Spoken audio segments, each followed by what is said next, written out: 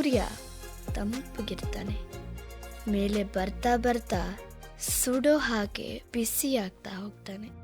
ಹಾಗಂತ ಸೂರ್ಯ ಬಾರದಿದ್ರೆ ಬೆಳಕಲ್ಲ, ಬದುಕೇ ಇರಲ್ಲ ಅಲ್ವಾ? ಬುಡಕ್ಕೆ ಬೆಂಕಿ ಬಿದ್ರೇನೆ ರಾಕೆಟ್ ಮೇಲೆ ಹೋಗೋದು. ಕಷ್ಟ ಆದ್ರೇನೆ ಕಲಿಯೋಕ್ ಮನ್ಸಾಗೋದು. ನಮ್ಮಲ್ಲೂ ಬೆಂಕಿ ಯಾಕಿರೋದು ಅಂದರೆ ನಾವು ಮಾಡೋ ಕೆಲಸ ಕಷ್ಟ ಆದರೆ ನಮ್ಮಲ್ಲಿರೋ ಬೆಂಕಿ ಅದನ್ನು ಈಸಿ ಮಾಡುತ್ತೆ ಅಂತ. ಇವತ್ತು ಪ್ರತಿ ಅಪ್ಪ ಅಮ್ಮ ಹೇಳೋ ದೊಡ್ಡ ಡೈಲಾಗ್ ಏನಂದರೆ, ನಾವು ಕಷ್ಟಪಟ್ಟಿದ್ದೀವಿ, ನಮ್ಮ ಮಕ್ಕಳು ಕಷ್ಟಪಡಬಾರ್ದು ಅಂತ. ಅಲ್ಲ, ನಾವು ಮಕ್ಕಳಾಗಿ ಒಂದು ಪ್ರಶ್ನೆನ ಕೇಳ್ತಾ ಇದ್ದೇವೆ, ಈ ಕಷ್ಟ ಅಂದರೆ ಏನು, ಹೇಗಿರುತ್ತೆ, ಅದನ್ನು ಹೇಗೆ ಸಾಲ್ವ್ ಮಾಡೋದು?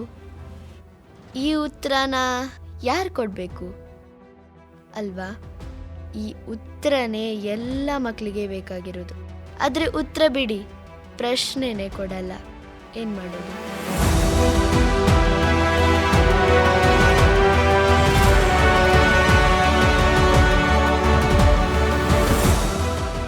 ಒಂದು 10 ರೂಪಾಯಿ ಸಂಪಾದನೆಗೆ ಹತ್ತಿ ಇಳಿಬೇಕಾದ ಕೆಲಸನ ಅಪ್ಪ ಅಮ್ಮ ಮಾಡ್ತಾರೆ.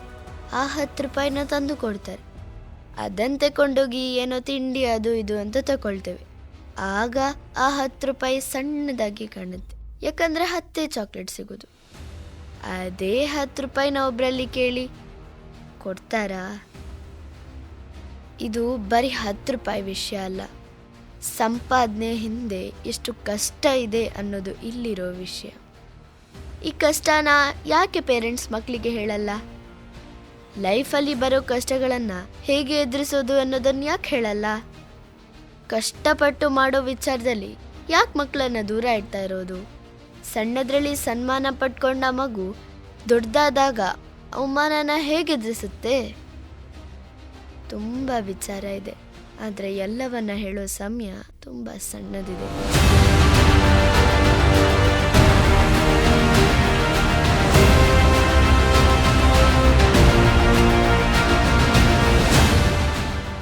ಯಂಗ್ಸ್ಟರ್ಸ್ ಲೈಫನ್ನು ಹಾಳು ಮಾಡ್ತಾ ಇದ್ದಾರೆ. ಕೆಲಸ ಮಾಡಲ್ಲ ಅಂತ ಮನೆಯವ್ರು ದೂರ್ತಾರೆ. ಹೌದು, ಕೆಲಸ ಮಾಡಲ್ಲ, ವಾಟ್ಸಪ್ ಇನ್ಸ್ಟಾದಲ್ಲಿ ಬಿದ್ದಿರ್ತಾರೆ. ಯಾರ ಕಾರಣ?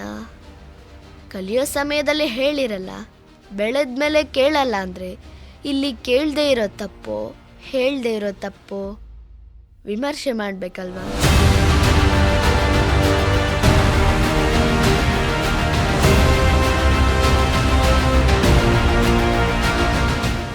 ರಾಯಲ್ ಆಗಿ ಬೆಳೆಸ್ತಾರೆ. ಕೇಳಿದ್ದೆಲ್ಲ ಕಣ್ಮುಂದೆ ಬಂದು ಬೀಳ್ತಾ ಇರುತ್ತೆ. ದುಡ್ಡಿಲ್ಲ ಅಂದರೂ ಸಾಲ ಮೂಲ ಮಾಡಿ ಆದರೂ ಕಾಲೇಜ್ ಕಂಪ್ಲೀಟ್ ಮಾಡಿಸ್ತಾರೆ. ಎಲ್ಲ ಮುಗಿಸಿ ಜಾಬ್ ಸಿಕ್ಕರೂ ಕಷ್ಟಪಡದೇ ಇದ್ದ ಪರಿಣಾಮ ಆಫೀಸಲ್ಲಿ ಅವಮಾನ ಬೈಗುಳ ಸ್ಪೆಷಲ್ ಆಗಿ ಕಾಣುತ್ತೆ. ಅಲ್ಲಿವರೆಗೆ ಅವಮಾನ ಅಂದ್ರೇನು ಬೈಗುಳ ಅಂದ್ರೇನು ನೋಡಿಯೇ ಇರಲ್ಲ. ನೆಕ್ಸ್ಟ್ ಡೇನೇ ಆಫೀಸಿಂದ ಲೆಫ್ಟ್. ಮಿಡಲ್ ಕ್ಲಾಸ್ ಫ್ಯಾಮಿಲಿ, ಅಪ್ಪ ಮಾಡಿದ್ದೇನೂ ಇಲ್ಲ, ಆದರೆ ಒಂದು ಮಾಡಿರ್ತಾರೆ, ಅದೇ ಸಾಲ. ಕಲಿಯೋ ಸಮಯದಲ್ಲಿ ರಾಯಲ್ ಆಗಿದ್ದ ಲೈಫ್ ಹೆಂಗೆ ಬಂತು? ಅದೇ ಆ ರಾಯಲ್ ಸಾಲದಿಂದ. ಆ ಸಾಲನ ತೀರಿಸೋ ಸಮಯಕ್ಕೆ ಕೆಲಸ ಕಳ್ಕೊಂಡಿರ್ತಾರೆ. ಬೆಂಕಿ ಅಂತೂ ಬಿದ್ದಾಗಿರುತ್ತೆ. ಆ ಬೆಂಕಿ ಸುಡುತ್ತೋ ಅಥವಾ ಶಕ್ತಿಯಾಗುತ್ತೋ ಅನ್ನೋದು ಆ ಸಂದರ್ಭದಲ್ಲಿ ನಾವು ತಗೊಳ್ಳೋ ನಿರ್ಧಾರದ ಮೇಲೆ ಡಿಪೆಂಡ್ ಆಗಿರುತ್ತೆ. ಫೈನಲ್ ಆಗೊಂದು ಮಾತು, ಮಕ್ಕಳಾಗಿ ನಾವಿದನ್ನು ಮಾತಾಡ್ತಿದ್ದೀವಿ ಅಂದರೆ ದೊಡ್ಡವರಾಗಿ ನೀವಿದನ್ನು ಎಷ್ಟು ಅರ್ಥ ಮಾಡ್ಕೊಂಡಿದ್ದೀರಾ ಅನ್ನೋದು ಇಂಪಾರ್ಟೆಂಟ್. ಹೌದು, ನಮ್ಮ ಕಷ್ಟ ಗೊತ್ತಿಲ್ಲ, ಧೈರ್ಯ ಇಲ್ಲ, ಅವಮಾನನ ಸಹಿಸೋಕ್ಕಾಗಲ್ಲ. ಇದು ನಮ್ಮ ಸುತ್ತ ಇರೋ ಪ್ರಶ್ನೆ. ಇಂತಹ ತುಂಬ ಪ್ರಶ್ನೆಗಳಿವೆ. ಇದಕ್ಕೆ ಉತ್ತರನ ದೊಡ್ಡವರಾಗಿ ನೀವು ಕೊಡಬೇಕಲ್ವಾ? ನೀವು ತುಂಬ ಸ್ಟ್ರಾಂಗ್ ಆಗಿದ್ದೀರಾ, ನಾವು ಸ್ಟ್ರಾಂಗ್ ಆಗೋದು ಬೇಡವಾ?